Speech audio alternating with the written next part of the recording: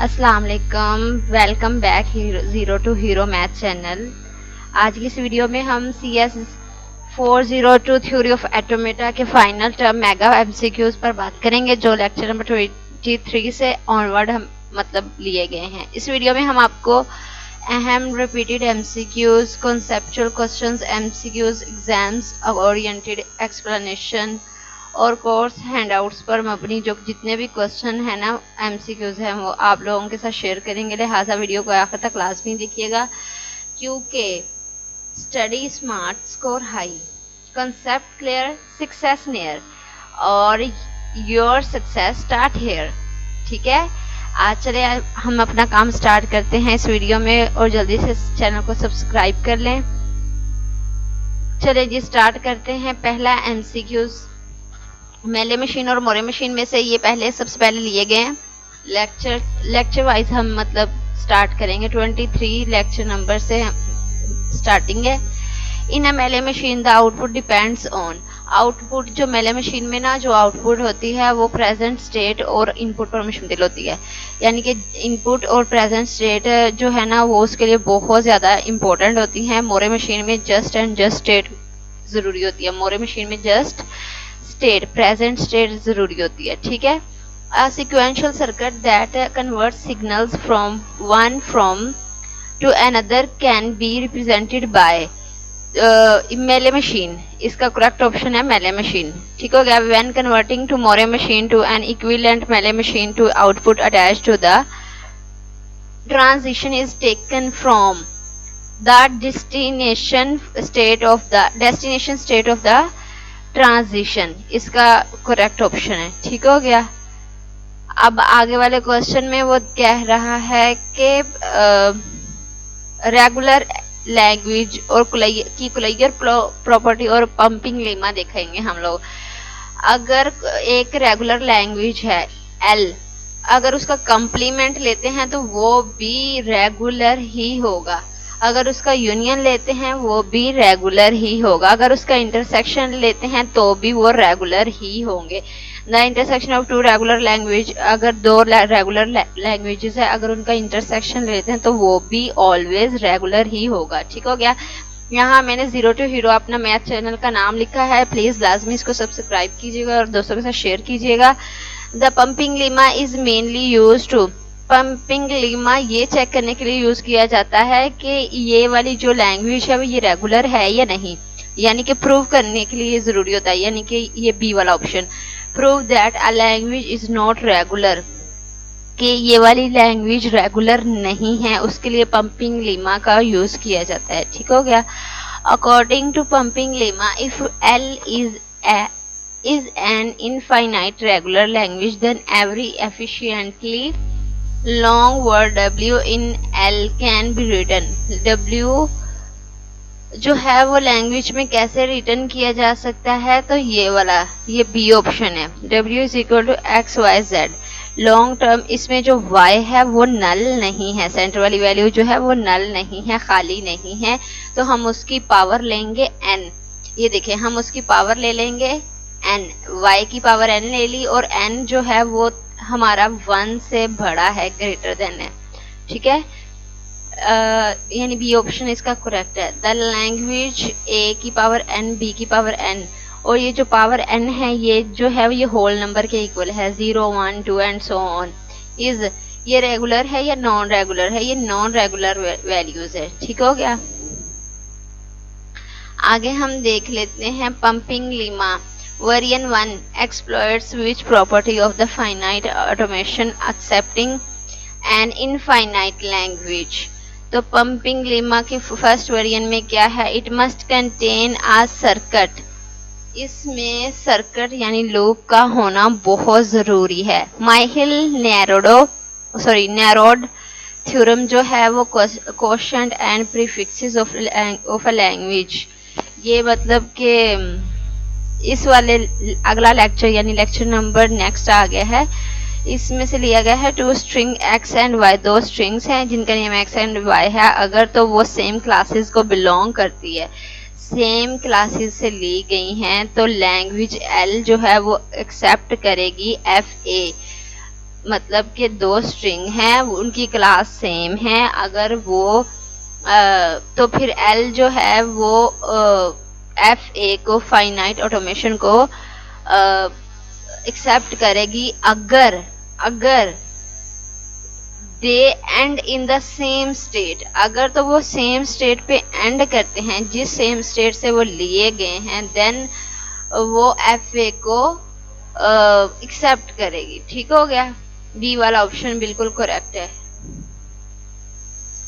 According to the Myhill-Narrowd theorem, a language L is regular if and only if L partition sigma steric into a finite number of classes. इसका correct option है। The theorem the quotient of a regular language is also regular. अगर quotient लिया जाता है regular language का तो वो भी रेगुलर कहलाएगा। इस वाले थ्योरम को कहते हैं सूडो थ्योरम। ठीक है, सेकंड वाला सूडो थ्योरम, ये वाला। अच्छा, pref Q in R denotes the set of all string p such that p को इसका सेकंड वाला ऑप्शन है कि there exists q belong to q and w belong to r such that pq is equal to w। ये हो गया। डिसाइडेबिलिटी regular language के बारे में अब हम देखेंगे। Deciding whether two given regular expression define the same language is decidable. ठीक है, इसका डिसाइडेबल इसका ऑप्शन होगा। ठीक हो गया। Deciding whether two F given FAs are equivalent is an example of decidable problem. Deciding की बात हो रही है इसलिए इसमें डिसाइड का ही लफ्ज ज्यादा रहेगा। Deciding problem. ठीक हो गया। A problem is called decidable if and only if there existing, कहाँ चला गया, there existing a decision procedure algorithm that always halts with a yes or no answer। अच्छा जी, अगर एक प्रॉब्लम डिसाइडेबल होगा अगर तो उसका दो ऑप्शन उसमें दिए जाते हैं डिसाइड करने के लिए, यस या नो, इसको डिसाइडेबल प्रॉब्लम कहते हैं। ठीक हो गया। CFG phrase trees polish notation and ambiguity. अब ये वाला लेक्चर आ चुका है हमारा। A grammar in which every production has exactly one non terminal on the left hand side is called a context free grammar, यानी CFG। ऐसी grammar जिसके अंदर exactly one non terminal on the left hand side रह जाए, यानी कि left hand side में एक नॉन टर्मिनल रह जाए, उसको CFG कहते हैं। ठीक हो गया। A CFG is said to be ambiguous. अगर तो वो एम्बिगियस तब कहलाएगा at least one word in its language can be generated by more than one different phrase production tree. ठीक हो गया कि कम से कम एक डिफरेंट क्या कहते हैं उसे, कम से कम एक डिफरेंट फ्रेज जो है ना वो प्रोड्यूस की जाए, जनरेट की जाए, उसको हम CFG एम्बिगियस कहते हैं। अच्छा जी, the grammar SAS and SA/A is ambiguous. The word 3 time A has more than one phrase tree. ठीक है, more than one phrase tree, क्योंकि ये जो है ना, एक तो ये ए आ गया और एक आगे वाला ए और ये एक आगे वाला है, तो ये एक ऐसा फ्रेज कहलाएगा जिसमें ए जो है 3 टाइम आया हुआ है। In prefix Polish notation the operator is written before the operand, जिसमें ऑपरेटर जो लिखा जाता है ऑपरेंड से पहले लिखा जाता है, उसको प्रीफिक्स पॉलिश नोटेशन कहते हैं। ठीक हो गया। Palindrome is an example of the language that is context free but not regular. के पैलिंड्रोम जो है वो किसकी एग्जाम्पल है, वो कॉन्टेक्स्ट फ्री की एग्जाम्पल है, लेकिन रेगुलर नहीं है ये। ठीक हो गया। even string with even number of A's and even number of B's is regular। Even number है ए के भी इवन ए भी इवन टाइम मतलब इवन नंबर में आया है और बी भी इवन दफा ही आया है तो उसको हम बोलेंगे रेगुलर। ठीक हो गया। A CFG is called a regular grammar if it generate a regular language.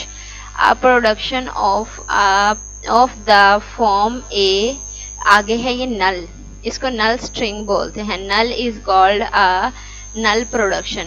ठीक है, यहाँ पे वो A जो है वो null को प्रोड्यूस कर रहा है इसलिए इसको null production बोलेंगे। A production of the form A to B where both A and B are non-terminal is called unit production। इसको unit production हम बोलेंगे। ठीक हो गया। बी वाला ऑप्शन हमारा बिल्कुल करेक्ट है। A CFG is said to be Chomsky normal form CNF इसको बोलते हैं if every production is of the form non-terminal to string of two terminals और non terminal to one non terminal इसको बोलते हैं। ठीक है, ये इसका यानी कि बी वाला ऑप्शन बिल्कुल करेक्ट है। Any CFG can be converted into CNF provided that it's null and unit production are removed first. ठीक हो गया। CFG and CNF generates CNF ये दोनों कहाँ से जनरेट किए जाते हैं and all non null words of the CFL except the null string. ठीक हो गया। बाकी के हमारे MCQs देखने के लिए नेक्स्ट वीडियो में हमारे साथ बने रहिएगा। अगर तो ये वीडियो अच्छी लगी तो अपने दोस्तों के साथ लाजमी शेयर करिएगा क्योंकि वीडियो बहुत ज़्यादा लंबी हो जाती है इसलिए मैंने इसको पार्ट्स में डिवाइड कर दिया है। मिलते हैं अगली वीडियो में। ओके, अल्लाह हाफिज़।